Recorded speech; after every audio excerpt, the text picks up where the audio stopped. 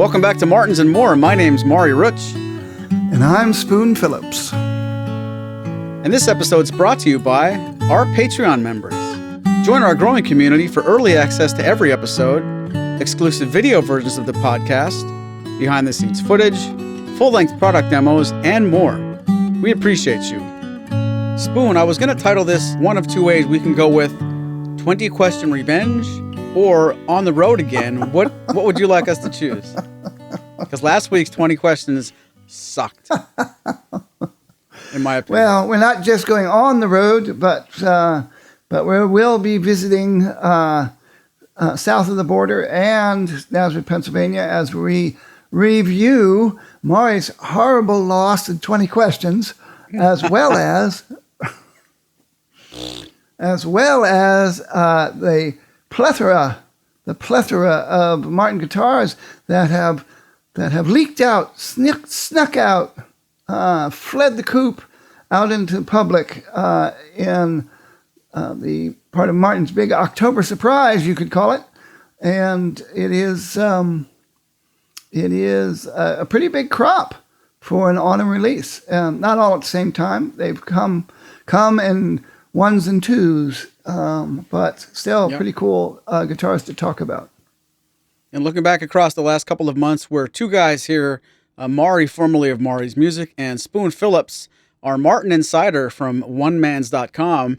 Typically, when something's coming around the corner, we're ready with it. We don't record that many episodes far in the distance anymore. So if there's news on the horizon, we can typically get to it within 1, 2, or 3 weeks. Sad to say, these last crop of, it's going to be at least 6 guitars we're going to talk about, maybe more. By the time we knew they were coming, we had some advance notice, but didn't have an opportunity to include them on a podcast episode until today. So I'll put the cart way ahead of the horse and say the last guitar we're going to talk about today does deserve its own episode coming later, but there are at least a handful of guitars that the public just found out about, and when we found out about them, we weren't near our cameras. And it also includes a very special instrument that's not even available anywhere except the Martin 1833 shop. So stay tuned. This episode is going to be riveting. It's going to have a lot of neat stuff. If you followed Martin Guitars releases from 1833 up until the 3rd or 4th month of 2024, chances are there's a lot of new stuff that maybe you haven't seen as well. So you got to head to the Martin website when you're done listening to this. But we have stuff to talk about. Spoon, we are recording this very, very shortly after an important vote. And if we would have thought of this a week before, we could have had a nice segue in time to talk about the new David Crosby version of the Rock the Vote guitar. What do you know about is it a D-11E? D-11E Rock the Vote. Some of you may remember the original Rock the Vote guitar with a beautiful painting of David Crosby with a variety of symbols and artwork basically depicting Americana and patriotic vibe. And he was certainly somebody who was always motivated by social causes and encouraging people to vote. So the late David Crosby, who meant a lot to Maury and I musically, we both when we met at the very first Martin Fest, we were already aware of each other's interest in the music of Crosby, Stills, Nash & Young, and David Crosby particularly. So this is a very cool guitar. It's got American sycamore back and sides. So it's a full-size dreadnought with American sycamore back and sides. Martin has used sycamore in the past here and there. And sycamore, of course, grows basically right outside the factory and in Nazareth, Pennsylvania. And it is so much so that it's the name of the street the factory is on is, in fact, Sycamore. So, yes, very cool guitar. It has a onboard pickup system with a pickup in the sound hole. So it's got a magnetic pickup in the sound hole. So what have you've been to the factory. Have you been able to see this one? I saw this one from a distance. I wasn't able to play it. But yeah, it's got the Baggs M80, which was a very popular pickup many years back. I was kind of impressed that they brought this back into a newer model. But this instrument is basically a re-release or a modernization of the David Crosby Rock the Vote that I did see many times when it was brand new and since. If you visited the Martin factory in the last couple of years, chances are you saw the little Porsche sports car convertible in the lobby behind the reception. And most often, or more often than not, this guitar was actually sitting on the actual driver's seat. So there are a couple of pictures on my Instagram, if it's worth going back and looking, but I recognize that was always a good photo op. This D11E, now that I say it out loud, I don't know if I've seen.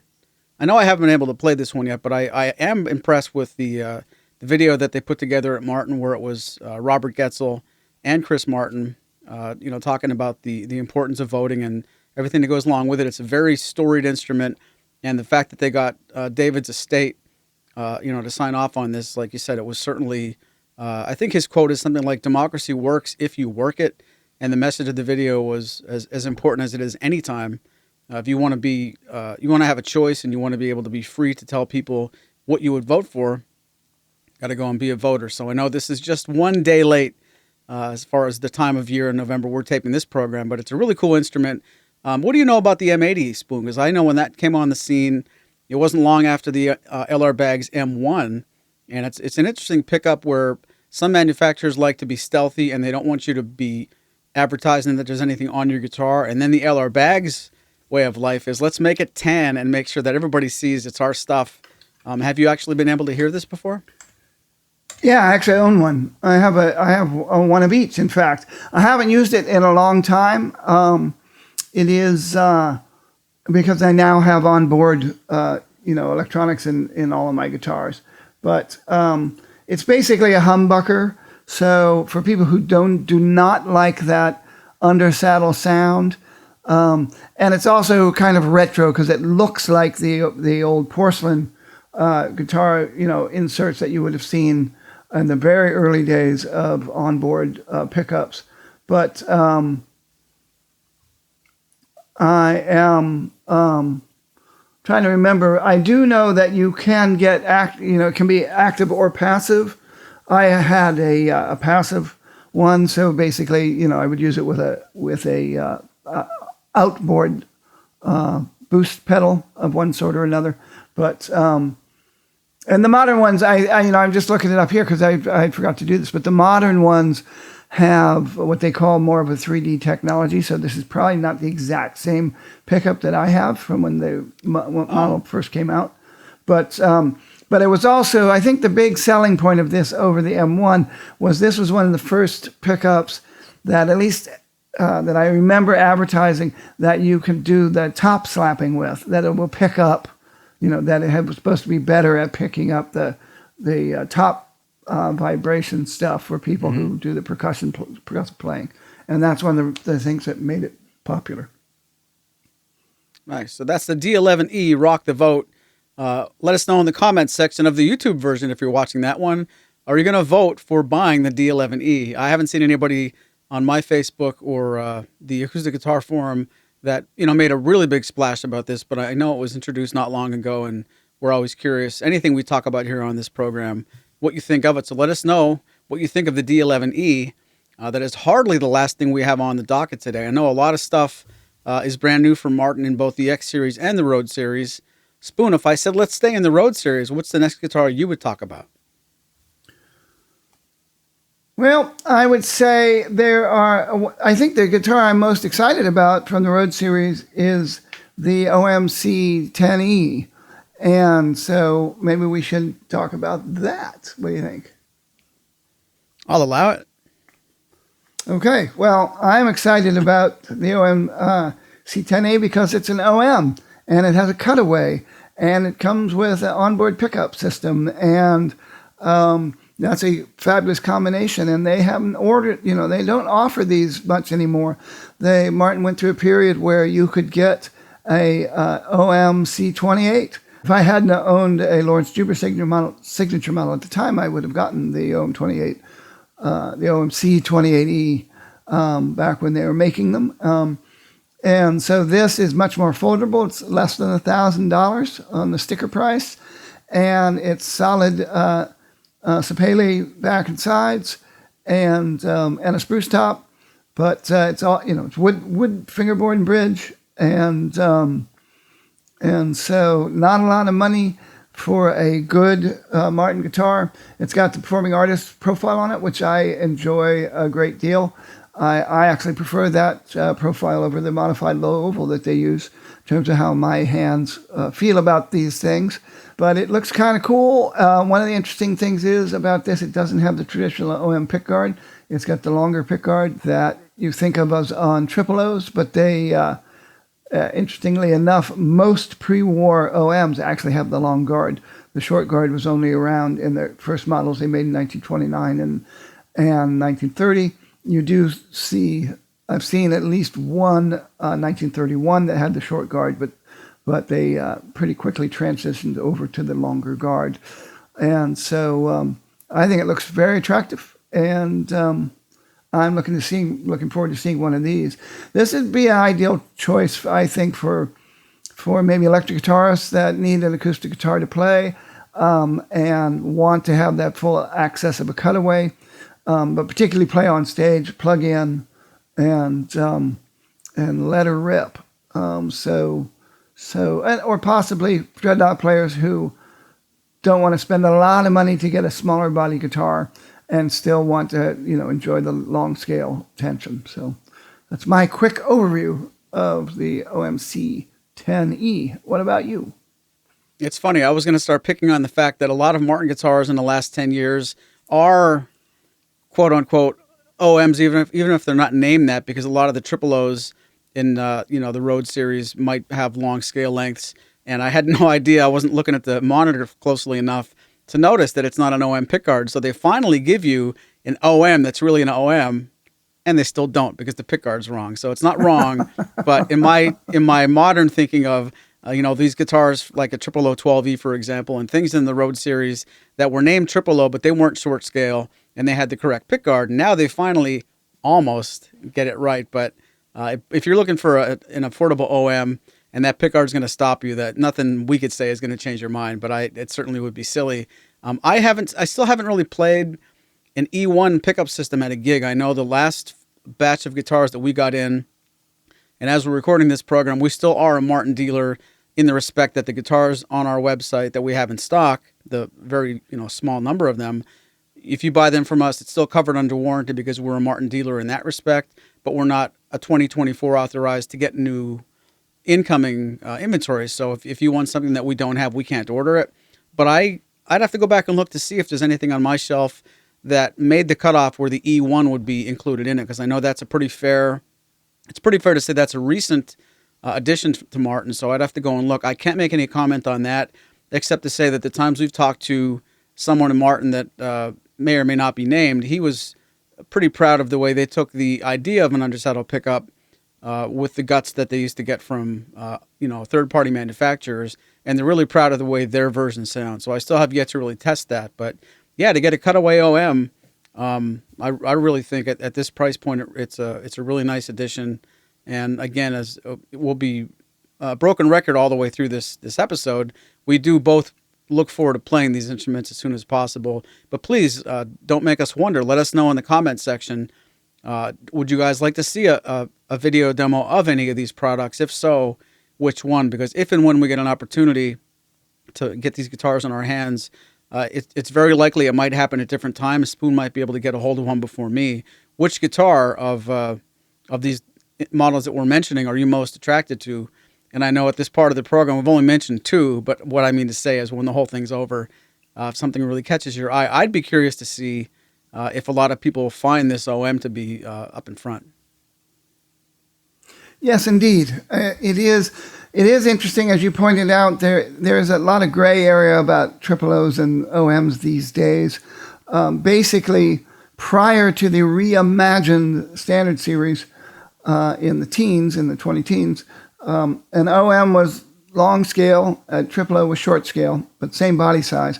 Triple O's had, at one point, non-scalloped 5/16 inch bracing, and OMs had quarter-inch scallop bracing, and that would, and the OM had a 1 3/4 inch width nut, and 2 1/4 at the 12th fret, and 2 1/4 string spacing, with the ones from the Vintage series and the GE series having even wider string spacing.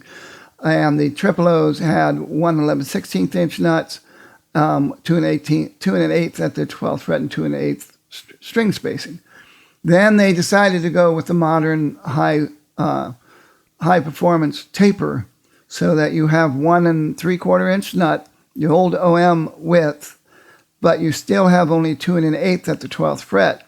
So the string spacing is kind of in between the two, and so a lot of the guitars below the standard series were made with long scale triple O's because that was the industry standard. Then they've switched back and started putting more and more short scale triple O's out there, in and amongst their and the standard series now has 1/4 inch bracing for the triple O, 5/16 inch bracing for all the other triple O. Triple O 18 has 1/4 inch, triple O 28 has 5/16, triple O 42 5/16. So there's a lot of interplay between what's an OM and what's a triple O. And so it can be confusing, even more confusing. Orchestra model inside Martin simply means a 14 fret guitar. So even a D is an orchestra model, and you'll see that on some of their spec sheets and stuff. It'll say DOM, and that's referring to a 14 fret dreadnought. So that it can gets more confusing. But this is, in fact, a long scale guitar. It has a cutaway. It's there, and now maybe they're shifting even in the Road series, and maybe we'll see in the X series. Maybe they're going to start going with changing the triple O's to short scale across the line. I'm curious to see if that happens. Though this, to me, may not be a full OM, like you say, because it's got 5/16 inch bracing. It doesn't have 1/4 inch bracing. However, the Road series bracing is different in some respects than the standard series anyway. So yes, True. very curious to see. This has the very thin hand-applied finish, hand-rubbed finish to the satin. So it's going to be a very lively guitar, and it's probably going to be super responsive. So yeah, I'm excited to see this under $1,000 cutaway OM with an onboard pickup.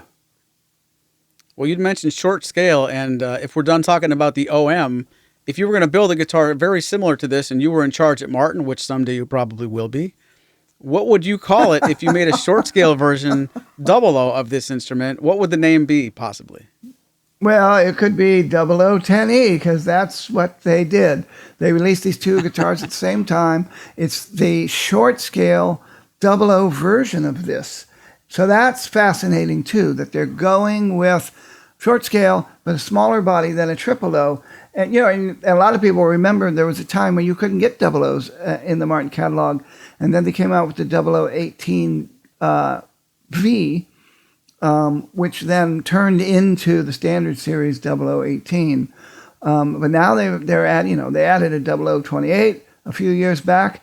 Martin had made almost no 14 fret 0028 throughout their history until that time. So double O's are coming back. People want smaller guitars. These things, they look nice. They have what they call select hardwood bridge and board. So it's not, it's a genuine solid wood bridge and board. They have a single ring rosette that looks attractive, and it's a nice tortoise pickguard. So interestingly enough, this also says 5/16 inch bracing on the spec sheet. So again, Road series bracing, a little different. They probably do it to give it a little more umps for people who are going to be doing hard strumming, and with this light body finish. So fascinating combination of specs. And I'm sitting here in the studio, and the last time you were here, we were both playing some of the newer Martins at the time, including the satin finished standard series. I'm happy to see satin finish, including the top on these new models.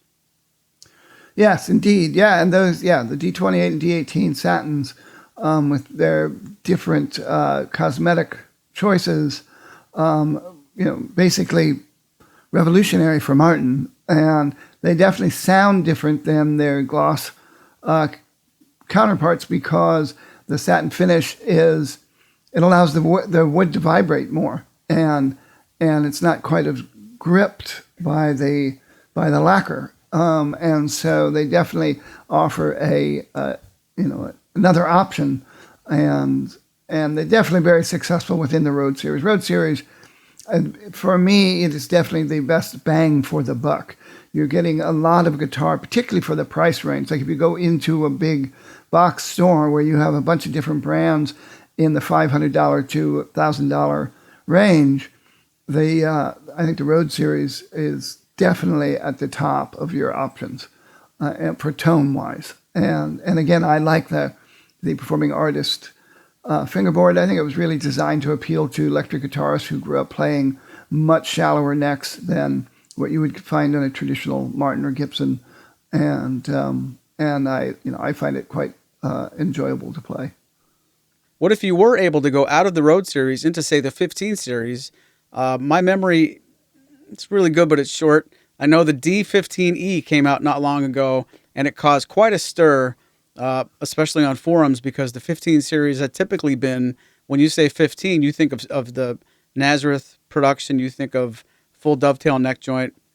They kind of did it again with the new 00015E. This is the 000 take on the D-15E.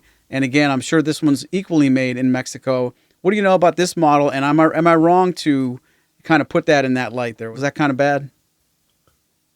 No, I don't think so. It was definitely controversial for some people that they're making a 15 and they're making it down in Navajoa, where they've been for over 35 years, so they are different. And you mentioned full dovetail. The 15s from Nazareth don't have. They have the simple dovetail, which is still a much bigger dovetail than the full dovetail, but it's not exact. It's still not the same. But yes, This is a really good idea. So you're getting mahogany back and sides. It is a species of actual mahogany, but it's actually grown in India, and this is something that's been going on for a long time. That people were, taking mahogany from tropical America to places like the Philippines, and growing it, in a climate similar to what it would be grown in South America and Central America, and so it is different than what you get from the Nazareth 15s. It's got the M&T neck joint that, instead of the simple dovetail, it's got the PA profile. So it is essentially Road Series construction. It's very similar to the Road Series instruments, but even though they're putting a 15 on it. So, of course, that's controversial. There's a lot of people who don't want Martin to change anything. Just like there's a lot of people who want Martin to only make D18s and D28s, even though they're never going to buy one because they already have their Martin guitar. So, but again, here's a guitar with E1 electronics, and it is PA with the high PA Performance Artist neck profile that I'm fond of, with the high performance taper. I'm still up in the air if I ever get another custom Martin of exactly what neck I would want to go with, but I would seriously consider the PA profile. I converted from V necks to the low profile for aging, injury, issues in my hand, and the PA is one of the most comfortable ones. I like the one on the Modern Deluxe series as well. So and there's some other, there's two new necks that I'm really curious to play among Martin guitars too. But so you haven't seen one of these either. So what are your anticipation thoughts about this? Well, I expect to like it a lot. I have not seen it in person, and I know that the times we've been at the factory lately, and I'll say, the last couple of years, we've had some off-the-cuff discussions with some of the higher-ups, and the subject of some of these guitars are triple O's, but they're not short scale. The one thing that most interests me about this new model, even though it's not a 00015M like the Nazareth made with the simple dovetail, that instrument is actually long scale. But when you get into the 00015E, you do get the short scaling. So I'm curious. It's not apples to apples, but my anticipation is to play a triple O 15 guitar that really is worthy of the name triple O, even though, minutes ago we made all the disclaimers where some of that could be a gray area. This is cool that they went short scale with it. I agree. And again, is this going to be a trend, or are we going to see more and more triple O's as a short scale? And I'm curious now to see. I'm going to go just look at the spec on this one here and see what do we have here. So that's the other thing is the what we'll call the traditional Nazareth-made triple O 15 has the 1 11/16 inch nut, and the new one has the high-performance taper with the 1 3/4 inch nut.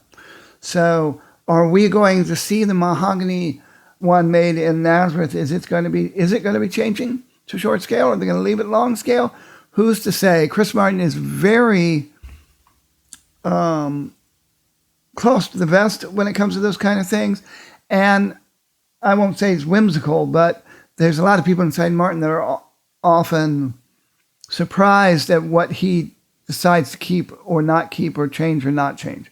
And so it is fascinating to me, too, that you have a short scale with the high-performance taper PA profile, and you have the long scale with the modified low oval, and both of them with wood from the mahogany family. The 15 could be, the 15 in Nazareth could be what they call genuine mahogany, meaning tropical American mahogany. It could be African mahogany. It could be Sipo. It could be Sapele.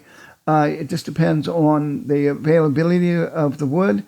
They are often Sapele back and sides with Sipo tops, but none of that is carved in stone. And so I would love to play the two side by side, and I'm looking forward to getting to do that sometime soon.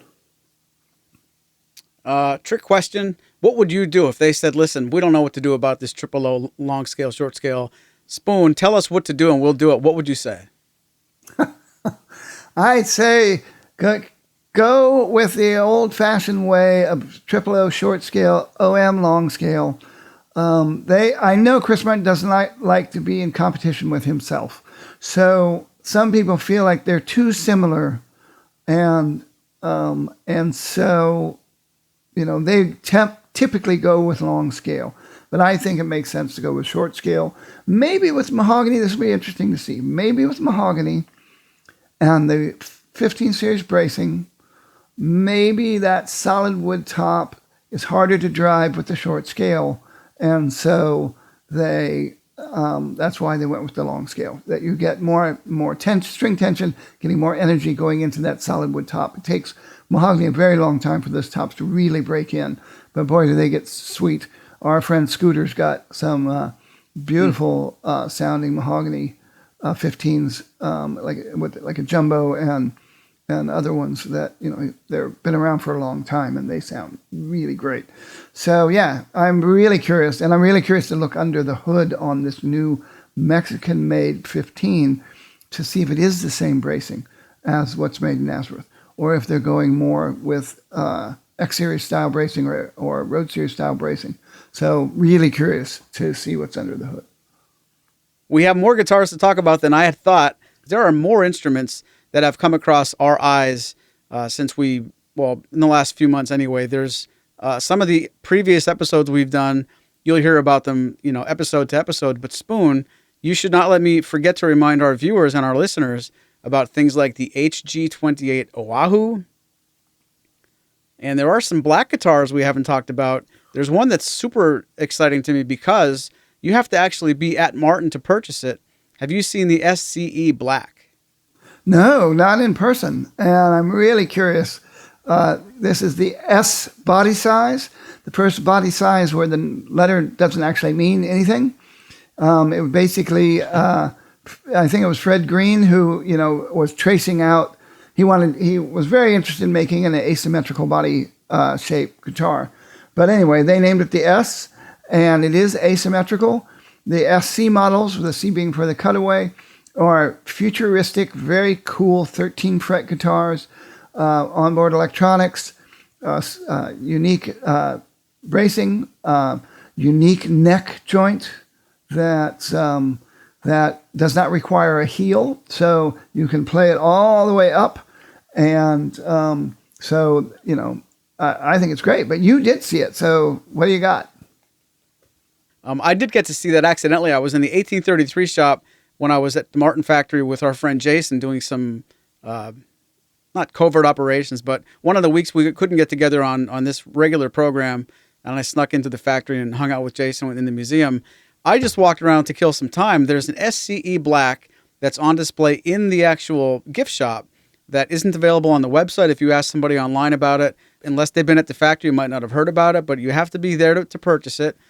Maybe similar to those Cherry Hill Customs we covered so many episodes ago. It doesn't look like it's drastically different from any of the SC. Like the SC10 is probably its closest relative. I didn't get an opportunity to play it. I foolishly, whenever you get a chance to go to Martin and you think, I'm going to be back next week, so I'll do A, B, and C, just do it while you're there. I ended up getting very busy and didn't make a chance. I didn't get a chance to go back and play that plus some other instruments, but it is in the actual gift shop. So check it out. SCE Black. I don't have a lot of information about it, frankly, because it isn't something they've wanted to promote outside the walls of the factory, but it certainly looks interesting. It looks basically like a cross between the SC10E and what we would call the OMC X1E Black, that now they changed that model into a GPC, but it's pretty interesting looking. And I have to imagine it'll be awesome on stage because you probably can't see it. It's probably just a silhouette of an instrument with the way the whole guitar has a dark vibe. Very interesting looking, but it's not the only black guitar that I glossed over at the end of this episode. What else is new in the X series that you were prompted to remind me about because I didn't see them? Exactly. So, and I haven't seen them yet either. So that's one of the reasons we're doing this. These are new releases that we're excited about.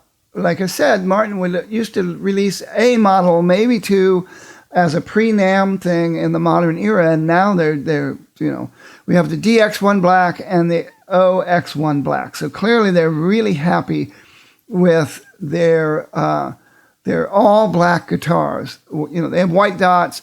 They're reminiscent of the Johnny Cash model that they were making, but I can only assume that somebody has, put a flea in somebody's ear about making more black guitars. The people like black guitars. They look cool on stage. And so now we have a short scale O, $500. It should be a very cool travel guitar. And then you got the big DX1 Black. So these are really handsome instruments. And so that's exciting. And so we've got, new Road Series models, new X Series models. We got the new signature model in the Johnny Marr. And you just mentioned the HG28 stands for Hawaiian guitar, the new Oahu series. Really curious to see what they're going to do with that. These are guitars that Chris Martin was inspired to make as he learned more and more about the history of Hawaiian music and how the Hawaiian music craze that started in 1912 and then really took off after the First World War, or really across that whole time, it became a really big fad in the United States to the point that Martin could be described as being a ukulele maker who also made guitars, in the 1920s. And so the Hawaiian style guitars were made by a bunch of different manufacturers, including Gibson, and Gibson came out with some HG models. That's what they called them. Chris Martin bought one at auction and decided to take the body shape, which was clearly inspired by the slope-shouldered Dreadnought and Triple O that Martin was making Hawaiian guitars in. And though it's got its own cool shape, it's much closer to, it's smaller than a 12-fret Triple O. It's much closer to a 12-fret Double O. Or, it's basically about the same size as an OOL, or the L double O's. And so like the CEO 10 and the CEO 9 and the, is the CEO 10 in that same body shape? CEO 7 and CEO 9 anyway. And, yep. Yeah. but it's wider, got a wider bell shape bout and all that stuff. So it's in Koa, and it's high end. It's in style 28, so it's got standard series, construction, and some beautiful Koa. Really cool guitar. So check out our episode. We did a whole episode on the HG28. We did a whole episode on the M7 Johnny Marr and the M6 Johnny Marr, those two signature models, a 7-string and 6-string. Very cool lineup from this autumn. Well, before we tell you our final guitar of this episode, I want to remind you guys, please let us know what you think of any of these in the comments section. And please let us know if you watched last week and how did you feel about my falling on my face in 20 questions, because that part of the program is just around the corner, although it's going to be a game of revenge, because this week I think of the guitar and Spoon has to fall on his face. But that's all after this next segment, because we want to talk briefly about a very exciting guitar from a very exciting artist. I shouldn't say next week, but the plan is next week. So in the coming days, in the coming weeks, we're going to have a special episode centered around Craig Thatcher and his new signature model that would also technically fall into the Rhodes series, but Spoon is quick to point out that there are a lot of good upgrades and fanciness in what would typically not be seen in a Rhodes series instrument. What do you know about that guitar, and how excited are you that we're going to get Craig on the program? Oh, I'm very excited. It's a very cool story that he has to tell about it. And for those of you not that familiar with him, Craig Thatcher is a spectacular guitarist who's from the Lehigh Valley area, and very short drive from, I think he's from Quakertown, but a very short drive from Martin, and became friends with Dick Boak and other people at Martin years ago. He's primarily an electric guitarist. I'll just drop some, there are some other guitars we could talk about that we were doing whole episodes that also came out this fall, like Johnny Marr's signature models, the M7 7-string and the M6 6-string. That are very exciting guitars too. And like Johnny Marr, Craig Thatcher was thought of primarily as an electric guitarist, and he probably would say he was an electric guitarist. And it really wasn't until he got more connected with Martin that he got more and more into acoustic guitars, and now literally tours with Chris Martin, with CF Martin IV, to demonstrate Martin guitars. And they're going to be coming up soon in New York City. Probably they'll have come and gone by the time this episode comes on. But I'm going to try to get there and check them out. I've seen the two of them on multiple occasions do their road show, as you might call it, but they don't call them road shows, I don't think, because I think Taylor calls theirs road shows, so they don't use that same term. But that's what it is for, that's the old term for going around and doing these kind of presentations. So they're fascinating. Check them out. And I'll just say about Craig, one more thing about Craig is he is the only person ever to be granted permission to be an official Eric Clapton tribute act, which is what he did for a long time. So that's a super cool thing. And so excellent blues guitar player, but plays in a variety of styles. And yes, he was granted his own. Chris Martin came to him and said, "What about a signature model?"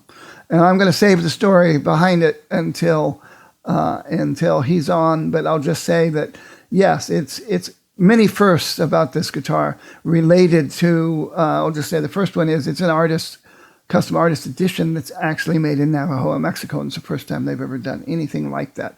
And he's really, really happy with how it turned out. It's your turn to guess, and it's my turn to think of a guitar. It is time for 20 questions. Revenge. This is the game that we like to play where someone, in this case, the smart guy, Maury, thinks of a Martin guitar that's available in the world today, and the wise guy, being me, I have to guess what guitar it is. I get 20 questions and up to 3 models before I crap out, roll snake eyes, which is what happened to Maury last time when he ventured 3 guesses and didn't get it.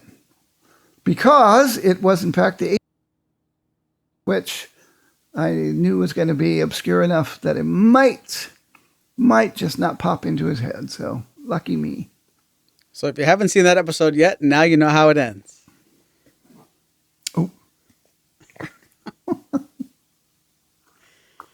20 questions on the clock, and go. Is this guitar made in Nazareth, Pennsylvania? No.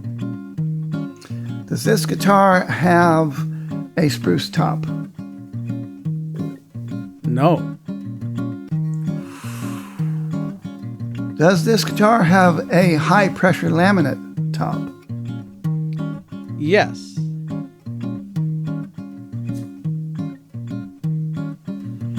Does this guitar have only 6 strings? Yes. Does this guitar have an HPL print of a spruce top on it? No. Is this guitar in the dreadnought size? Yes. Does this guitar have a black top? Yes. Is this guitar the DX1 black? Yes. So much for revenge.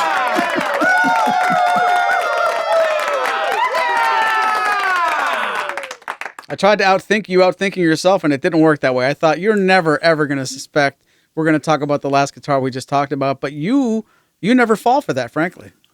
I've tried to get you with that too, and it's not worked. So yes, if my next guess, if it had been no, it doesn't have a black top, would have been the Rock the Vote, the David Crosby Rock the Vote. But that would have been better. Yeah. That would have been better. I'm glad for you. Nice of you to admit that. Well, congratulations. You have outdone me again. Maybe it's time we do take an honest look at. It's okay to skip 20 questions on so many episodes. Maybe that's not the worst thing in the world because I don't win anymore. Well, let's hear what our loyal listeners have to say about that. So if you're on this YouTube version of this podcast, you want to comment in the comment sections. We'd appreciate that. And are you all tired of 20 questions, or do you guys enjoy it? Or you can send an email to oneman@onemans.com. That's with a Z. Or you can send Maury Rutch an email at support@maurysmusic.com. And if you'd like it to be 100 questions instead of 20, you can tell us that too. But we certainly enjoy playing it. One we remember too. You still wouldn't have gotten it. That's when we ask me, do we want to do that anymore? And I say we do not. So there'll be a day, people. We've been 5 seasons deep into this thing, and if we finally get to 100 questions and I keep failing, you're not going to see that again. That's out the door as fast as anything else, like a long scale, short scale stuff. Like if it's confusing, I'm not doing it anymore. So in any event, from all of us at Martins and More, thanks for listening. Hear you later.